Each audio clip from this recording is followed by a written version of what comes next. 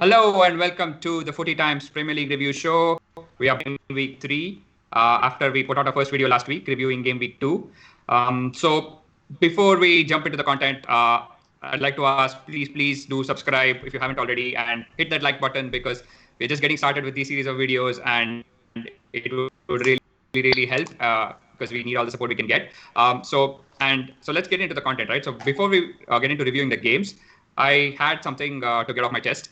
And this is something which has become quite a talking point over the last weekend, which is the ridiculous new handball rule. And yeah, they've gone and messed with it again. We all saw what happened last weekend with Eric Dyer and Scott Dan handballs, which were clearly not handballs, and they were penalized. So here's the thing. So this rule was actually implemented by IFAB, and it was adopted by the other European leagues, that is La Liga and Serie A and Bundesliga last season. So Premier League only adopted it this year. So what the rule basically states is a defender will be penalized if his hand is outside of the natural silhouette, right? So that's fine. But here's the problem I have with this. What is a natural silhouette? Like, think about it.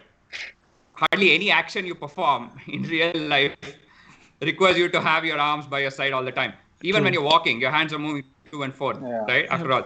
And we are talking about a high-speed game with twists and turns and changes in direction, and so much is happening at such high speeds. There's absolutely no way that your arms can be by your side. Like, you see what defenders are doing now, right? The only way to avoid this is by putting your arms behind your back. And that, to me, is ridiculous because the only time I can think of where that is natural is if you're being handcuffed. Yeah, true that. So, I mean, especially the Eric Dyer handball, right? He was twisting in midair when the ball hit him. Like, how on earth is he supposed to have his arm by his side? And I mean, okay, I can see where they're coming from. I believe this was put in place to make or have a rule which is black and white, which can be applied consistently by VAR. But come on, there has to be some common sense at the end of the day. You can't just, they're not robots at the end of the day, they're human beings. So you have to take that into account. You have to take all those things into account, stop slowing things down because things are happening in normal speed after all. So yeah, I mean, there's been so much talk about this, and I think there's already been a directive put out for referees to sort of use their discretion and just stop applying the rule as is. So I think I can definitely see this changing, just like the other rule which we had last year, which is the handball leading to a goal, which was so any handball which in the build-up to a goal, the goal would be chalked off. So not only if it directly leads to the goal, as in I'm guessing that means if it hits the goal scorer's arm and then goes in, then it's ruled out. And if you could see in the Chelsea West Brom game, I think Havertz's hand was involved in the build-up to their equalizer, right? And the goal stood. So yeah, I can see something similar happening. So yeah, hopefully starting this weekend that changes. And that's, I guess, my rant.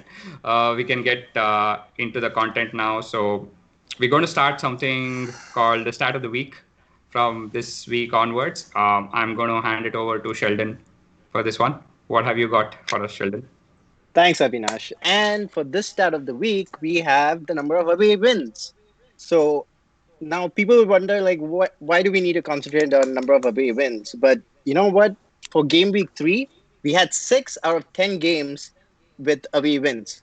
So usually we give the home team the advantage to actually, because they have a better chance of winning the game because with the 12th man in this, when we talk about 12th man, we're talking about the fans and stuff like that. But since due to COVID pandemic situation, there are no fans in the stadium, so it's basically playing in a neutral venue in a way. So but when we looked at the stats for game week 3, it was 6 out of 10 games. Then as a whole, so far in 2020, since the start of the Premier League, it's 17 out of 28 games, which have resulted in away wins as well. And that also approximates to about 61%. So there's consistency, as you see over there. But when we make a comparison for the last 6 seasons, it's a staggering 30.5%, which is like half of what we have right now. So It is going to be really interesting. I mean, there have been talks that, later on in the season, they're going to be they're probably going to get the fans involved and stuff. But that stat could change, but that's something for us to take notice of. With that being said, moving on I'll turn it over to Nisarg to take us over to the Man City and Leicester game. Yeah, which that's is yeah. most prominent away result of the weekend, I guess. Yes. Yeah, it's So, take it away, Nisarg. yeah, it's a perfect segue. And what a game! It was an away victory, as we just talked about, and an away victory. How? I think Leicester City shredded Manchester City. I think I was trying to look for adjectives. I think that was a good one. Pulverized. Yeah.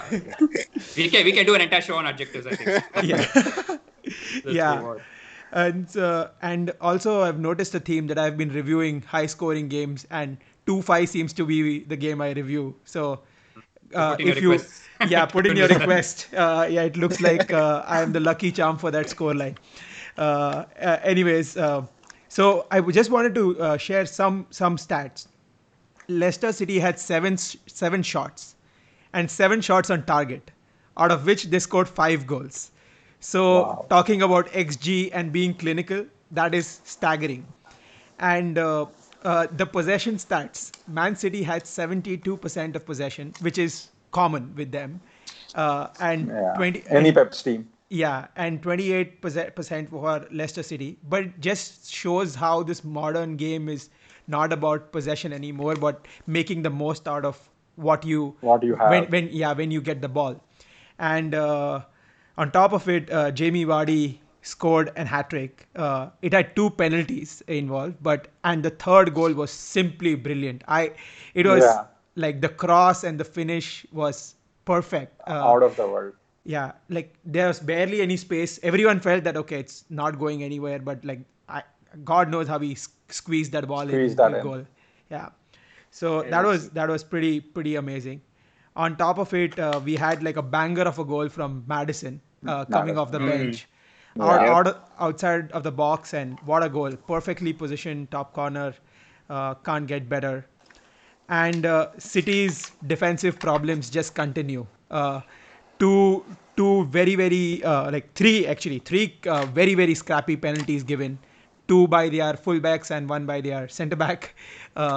It seems like whosoever they get is not enough for their solution, and now they got one more today.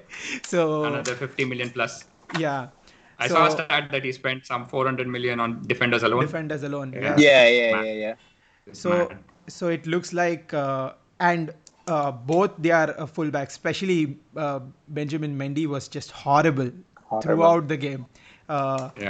And also I feel that not having strikers Jesus and Aguero both are injured for City. That does hurt them pretty badly. Sterling as a striker doesn't work, as in this game proved it. That formation doesn't work very well. And even I think because of lack of strikers, you kind of miss De Bruyne from the game sometimes.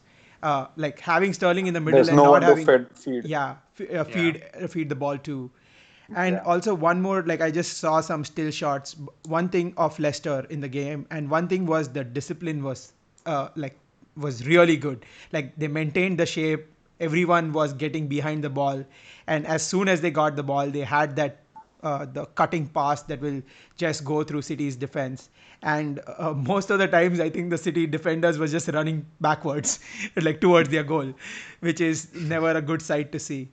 So yeah, as in these these were some of the talking points I had, and it was a pretty amazing game. I always. What do you guys think of? So apparently there is a stat where Vardy has scored 2 hat-tricks against Pep's team, and the only other hat-trick has come from Messi. Yes, I don't know if that's true. I don't know. That's true. One more. No, that is true. That is true. Yeah, so it's pretty incredible. Yeah.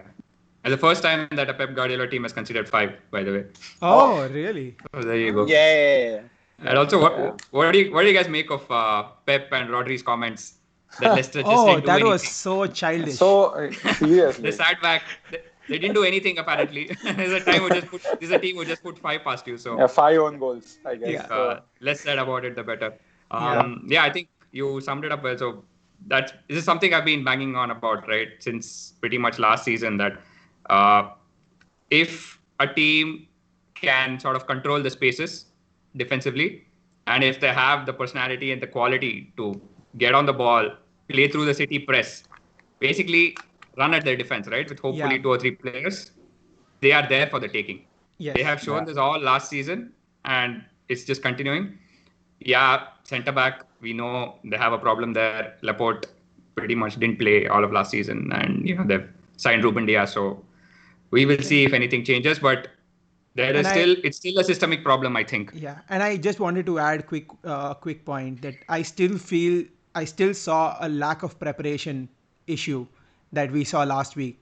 So the more I think of it, I think it is a genuine issue with teams not getting enough preseason, because it was very evident, as in how well drilled generally Pep Guardiola's teams are. Yeah. But yeah, that's just one point that I wanted to make. That's it.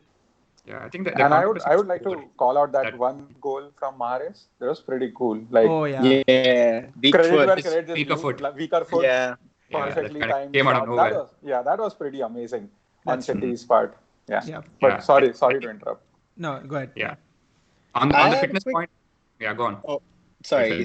I was going to ask, do you guys think that penalties are going to be a huge, are going to form a stat of the week in a way, because we've had so many penalties so far, and they've been very crucial in deciding games and stuff. Yeah. So.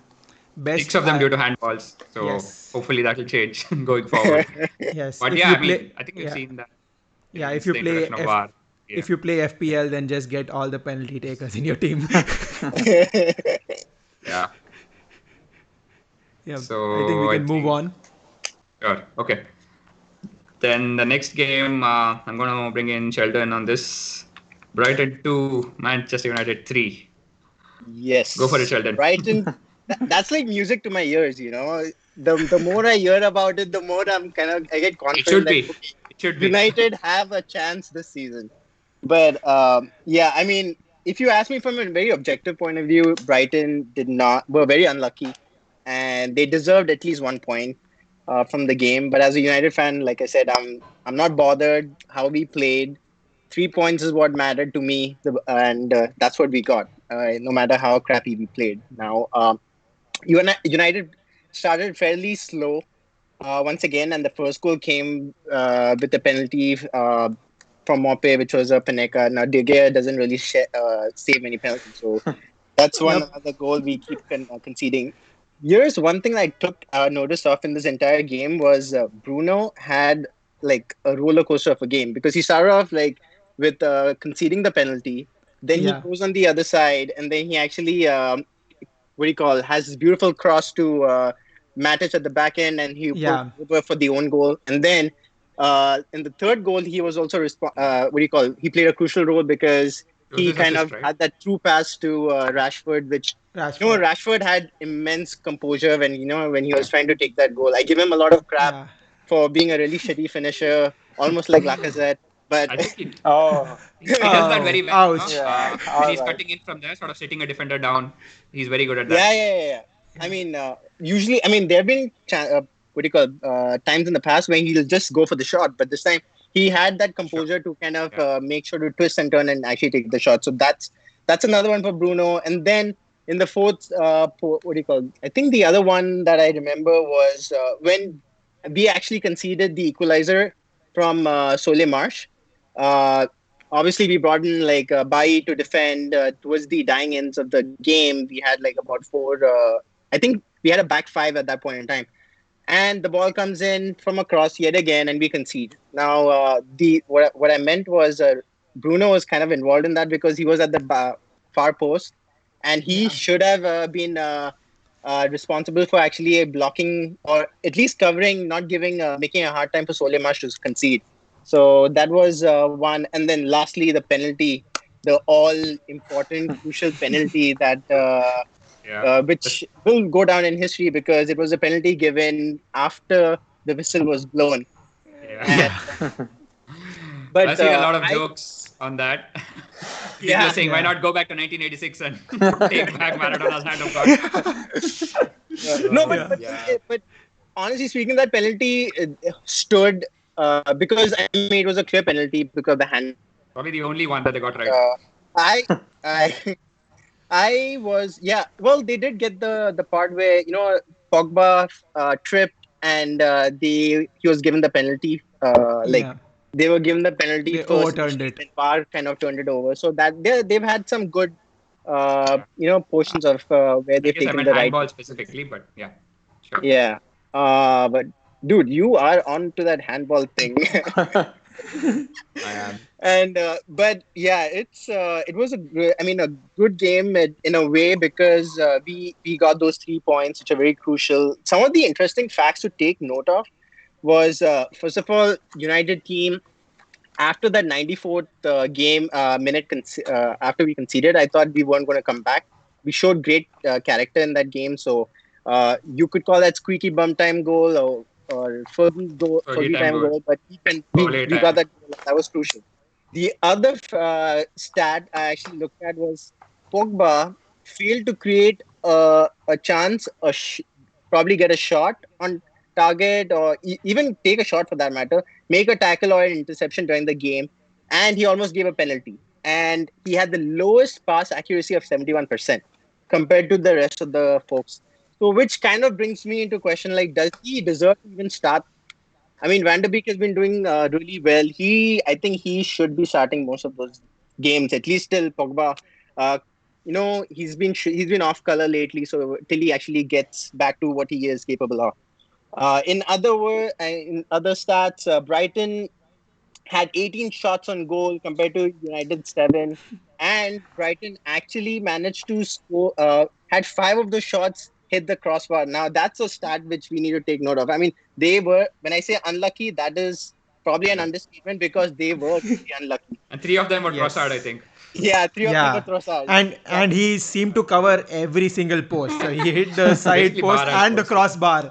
So he was like, the commentator was joking whether he's left with the crossbar, and he hit the crossbar. I was like, oh my god. I mean, in bad luck. We call that the perfect missed hat trick. Yeah, that's in a way. And then the crossbar hat trick. You know, there's the crossbar challenge. Yeah. Oh yeah. Playing the wrong 100 for that. Playing a wrong game. Yeah. And then, and you know what was staggering stat was also the expected goals. XG for Brighton was 2.98, whereas compared to United's 1.58. So that was really shocking. But in totality, Brighton, I agree, Brighton were the better team. But United won ugly. Sometimes you've got to win ugly in the league to kind of rack those points. So, yeah. I think this is what we discussed with Arsenal last time, winning ugly, winning when you're not playing well. But as you said, I think they were extremely lucky. You mentioned Brighton stats. This is not a one-off, right? I've noticed that they have had more possession, more shots, and more XG in every single game that they played so far. Yeah, including the game against Chelsea. Against Chelsea, they were pretty good. Yeah, so they basically not only have they outplayed the opposition, it shows it tells you something about their style of play, how progressive it is. And I really, really want to pay tribute to the people behind this. So Dan Ashworth is the technical director. He was appointed in early 2019, I think. So it is kind of his vision to move to a more progressive and more attacking style of football from slightly more defensive style that they had under Chris Hughton. They sacked Chris Hughton, brought in Graham Potter, who sees the game similarly. They had issues last season. They still played a lot of good stuff, but they were not able to finish. I think some of those issues are carried over, but they seem a lot more confident this year. So they could easily have built that approach and gone a different direction to try and stay in the league. So when too many teams are, sort of taking the pragmatic route to make sure that they stay in the league, I think we really need to give kudos to what Brighton are doing.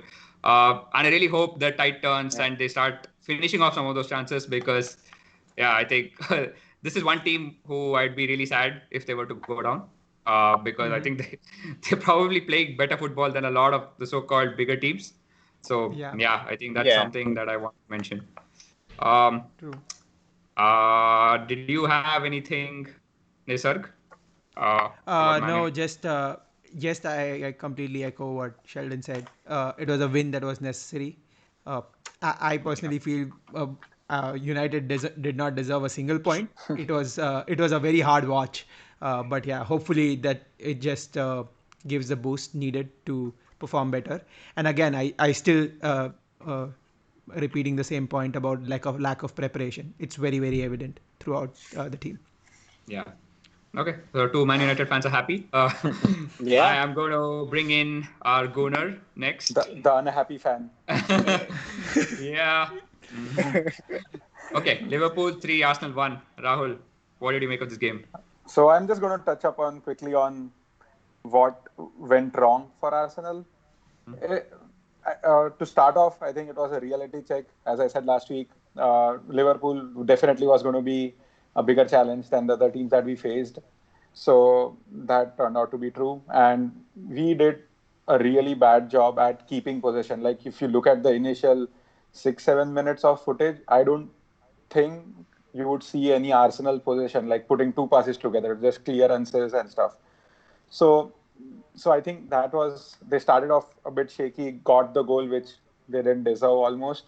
It's fine. I was hoping that we could use that as a ramp to Yeah. sort of put ourselves back in the game properly, but it didn't happen.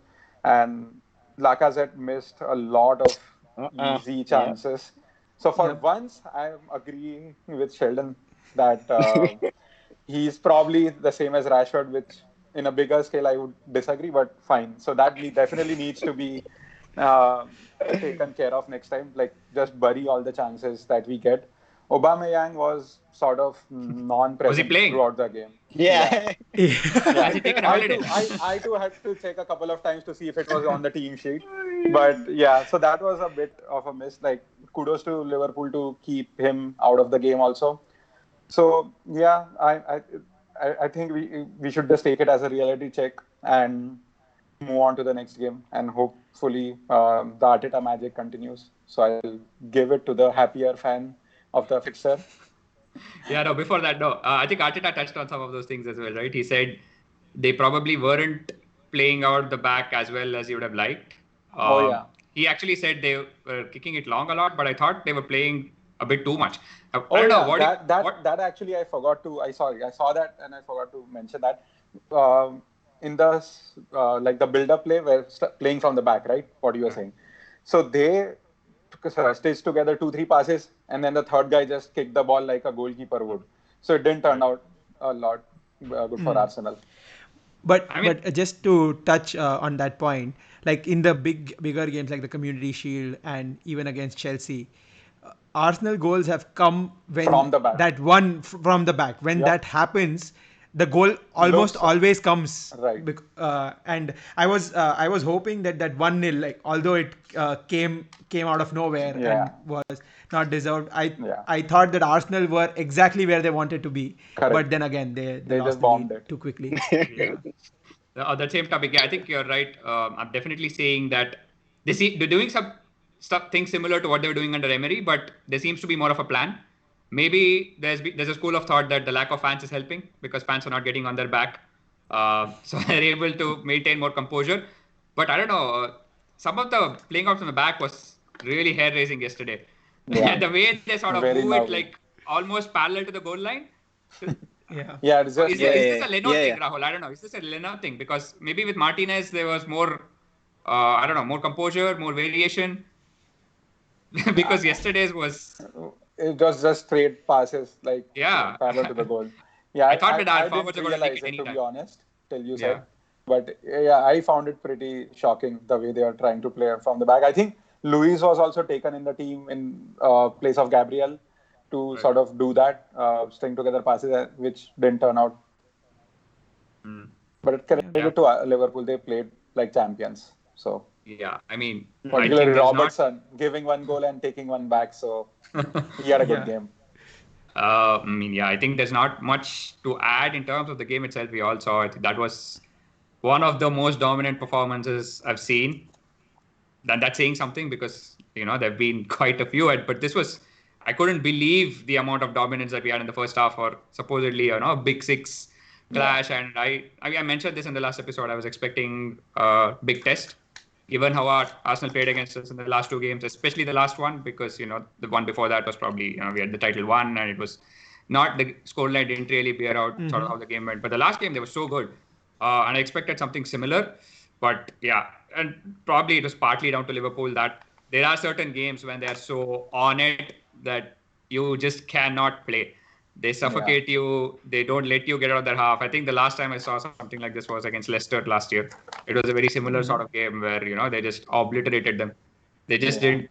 They squeezed them. Basically, didn't get time to breathe. Let alone, like you said, string passes together. And honestly, I think there was only one chance that Arsenal created in the entire game, which was the one in the second half. Lacazette Missed because there were two where Lacazette and Maitland-Niles were onside, but were 1-on-1, but I think they were both offside. They were offside. Offside, And the first goal wasn't really a chance, if you think about it, because that wasn't. Robertson just messed up. Right. I mean, I was a little worried, but I was quietly confident. But I mean, that was just one of those performances where from minute one, you can sense what's coming. What's going to happen. Yeah, and I think shout out to the two substitutes also. Ceballos had a good game when he came on. True. He tried to sort of up the ante. I thought he played pretty well in the second half. I mean, they actually came out and played. Right. So that was a good point, and I think for you guys, Jota got a goal on debut. So he could have had a hat trick actually. So many chances. Salah took one from his. That was super. But he also put one on a plate, which he should have finished. I mean, he's the top dog. So Salah. So I think you could see that he was kind of differing to him. But there's only one thing I really want to point out is the counter-pressing, right? So I have seen some incredible counter-pressing performances under Klopp, and I must say I think this was the best because they literally put on a clinic on counter-pressing, because I think this is kind of a talking point nowadays. Everybody wants to play high press, play with the high line. That is kind of where football is going, and I think nobody does it better than Liverpool, because this is something that has been Klopp's identity right from the time he started coaching. And he's kind of fine-tuned it and adapted it to the Premier League. And he's just, basically this is what they've been working on. I've heard our coaching staff say intensity is our identity. And that's basically encapsulating the philosophy, right? So we often think about counter-pressing as, okay, you just go and try to win the ball back. Somebody just tries to press the player on the ball. But there is so much more to it. Yes, the forwards lead the press, especially Mane and Firmino. They try to press the player on the ball, but then the midfield has to make sure that they step up and block all the passing lanes, because if there are any holes that open up, one mistake and basically you're playing right through the team, and the defensive line has to step up so as to stay compact and not give those space between the lines. And we saw one example where Trent was just a couple of yards behind the rest of the defensive line, and that was the Lacazette chance actually. Because he played Lacazette on exactly. Side. Yep. So that is the kind of risk that they're playing with, and it's a very, very hard system to get right. So I really wanted to point out to that, and this is something which a lot of teams are looking to emulate. And I frankly think Liverpool are the best counter-pressing team in Europe by a distance.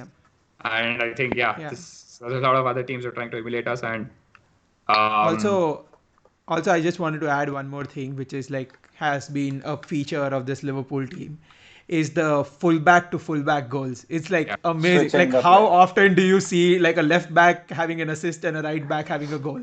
It is just incredible. He getting into the box late and scoring. It is pretty phenomenal. It's something that it kind of reminds me of the old Manchester United teams where the fullbacks were actually good and put crosses in the box. Although it was not the other fullback coming to it, but I think sometimes you just miss it from a lot of these big six teams. They're just not that quality. I mean, I've often said that that's kind of, basically my favorite kind of goal, a fullback assisting another. I think I wanted to mention that as well. I think our fullbacks can score more goals. Because they have the quality. So hopefully this is the start of that. Robertson scored a couple last season, Trent scored a couple of free kicks, but I think they can do so much more. They can get in the box because they have the freedom to go forward and do their thing. So I think I'd like to see more goals from them going forward. But I think tribute to Robbo. After making that mistake, he didn't put his head down. He just sort of got on with it and made up for it. So I think we can park that and move on to West Brom 3, Chelsea 3. And I'm going to come to you, Rahul, again for this one. Yeah, so I think the biggest news that came out from that game was Kepa was benched for Caballero, so which was due, I guess, and was much needed. Reality check for Kepa. So that was one of the big names that was benched, and the other big name made his debut as a captain was Silva. Didn't have a good game, but a debut as a captain. So just going quickly about. I thought that was a bit mad. I thought, Yeah. Just I do not agree. I simply don't agree to that. I think it was wrong. Although he might be the most senior player, but that's just it's a bit of undue pressure, I think, because he's still adjusting to the team and the league, and there's a lot of things. So so it was a bit weird decision by Lampard to do that. And so just talking about the goals, the first two goals by Robinson, he wasn't even pressing. Like, they were literally given to him on a platter. Like if you see the goals, he was not like trying to press the defenders or the goalie. He was literally just straying around the defenders and hoping something would drop, and it dropped. Like Alonso for the first one and Thiago Silva for the second one. But kudos to him. Like, both were superb finishes. One from off the left foot, other off the right foot. So the finishes were superb. So opportunistic poaching, superb goals for sure. So the Arsenal fan in me was happy, obviously, to see those two goals go in. And the third goal as well, it was sort of a defensive lapse. If you see the goal, the Reece James, I guess, he was not even marking. He was just lurking around the penalty box for Chelsea. He didn't mark any player, and he even played the goal scorer onside for the goal to happen. Bartley. Yeah, Alonso was at fault as well. I think he was the one who was supposed to. He was marking Bartley, and he just wandered off and left him. Oh, I didn't realize that. I thought James was marking him, but I think Reece James was in the zone somewhere. But he was the one probably playing him onside. But Alonso should have been picking up Bartley. Alonso had a horrible game, according to me. He was taken off, and he apparently watched it on the bus the rest of the game, and he didn't sit with the rest of the team, so there was some controversy. Anyway, go on, Rahul. So that's it, and I think the three goals that I think you mentioned, Avinash, while we were chatting a bit earlier, that all the three Chelsea goals came from their academy players, and all the 200 million that they spent. There were assists obviously in there, and there were definitely build-up play was there from those players, but eventually all the goals came from academy players, which was an interesting thing to see. Ironic, I think. And to Olivier Giroud for the third goal, where the back pass that he played started. So I like him. I like the guy. He's a super player. He was probably driven out of Arsenal. He got a bit of a raw deal at Arsenal, right? He's shown consistently since then that. He's probably underutilized actually. It was not like when he left, it was not like he was pushed out. It was a mutual decision, and it worked out for him also. So I'm obviously happy for him that he's playing good. So, but coming back to the game, actually, it was a bit interesting game. If you see the stats, like West Brom are the team who has who have conceded the maximum goals, 11, for the 3 games that have been played, and they had 8 before this game. And on the other side, on how Chelsea were not clinical, is that I think they had 22 shots, and out of them only 10 shots were on target and 3 were off target. So there were 9 corners also for Chelsea. So they had a lot of opportunities on the game to just finish it off. And I thought Chelsea played pretty well. In the second half. Yeah, I couldn't. Even in the first half, it's just sloppy mistakes, really, individual mistakes. Lapse in judgment. So they were not clinical, and I think Timo Werner, he had 10 touches inside the box, and 4 shots, and he didn't have a goal to show for it, which was pretty jarring for like a player of his caliber and the amounts paid for him. So I guess for all the fancy attacking options that Chelsea have taken in this year, they need to shore up their defense and all the big guns up. So that's about it. If anyone wants to add something on that game. Yeah, I think you covered pretty much all the main aspects. You had something, sir? Yeah, as in for me, like I do feel that like Chelsea played well in the second half. Like they were like pretty much like pounced on. I just felt that West Brom got 3 goals too early. As in, like Chelsea had a Yeah, lot of time. 24 Yeah. Yeah, minutes. That, yeah. that As in, actually, that's what I was thinking. Like 25 minutes, 3 up, and I was not that excited because you know that the team like down pretty easily Mhm. in the next 60 minutes. yeah, So yeah, true. that was pretty. Yeah, I think they were even lucky to get those 3 goals, but good finishes, like you said, but they Yeah, were literally presented with them. But yeah, they should have held on actually. West Brom are, I think they along with Fulham are looking like certainties to go down. Like go down. pretty much everyone predicted, I think, at the start of the season. So yeah, I think I had just one thing to add to that. We did mention that academy products actually were the ones who scored the goals, but I did think Havertz in particular started coming into his own a little bit. I mean, you guys know how much I rate him. I've Yeah, eulogized about him enough. But I think today he showed what he's about.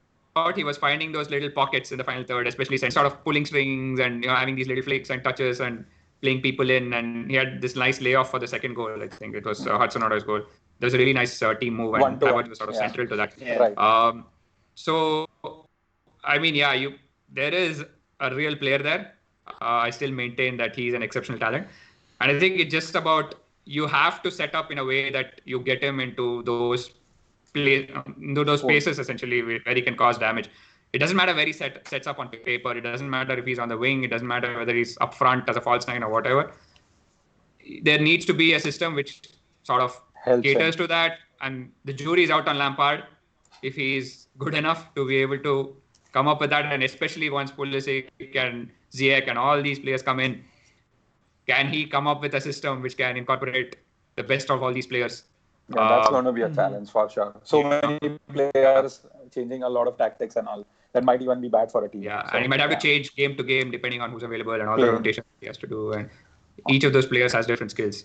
Mason Mount So- also had a pretty good game, I would say. Yeah. Like apart from Howard's, like Yeah. he had a pretty good. All like, all run, of them had good games, yeah. Yeah, run between the defenders was good. He found a couple of pockets. So And that shot was great. Initially, thought it was a deflection. I was quite surprised to see that it went straight in.